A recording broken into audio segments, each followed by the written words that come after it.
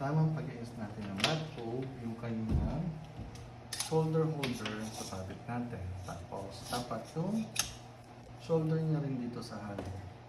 Pantay. Okay. Mas maiksi ang nasa kaliwang kamay natin, mas mahaba ang nasa kanan. Overlap lang natin to. Pasok natin yung kanyang kanang kamay. Then, most likely, 6 inches. Then, ipit. Then natin yung excess natin. Tali ng bat probe.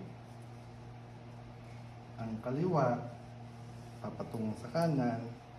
Ilalim. Aangat. Hihigit. Ganyan lang siya. Okay? So, isa pa.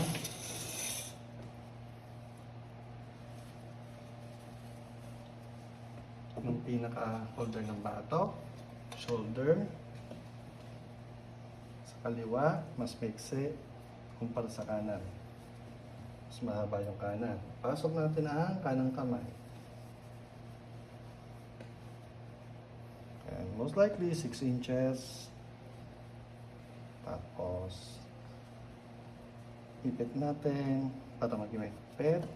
Kunin natin yung tela. Overlap again. Yung kanan nasa ibabaw ng kaliwa. Pasok sa ilalim, uhugot para magkaroon ng simple ribbon. Ayan po. Dito siya.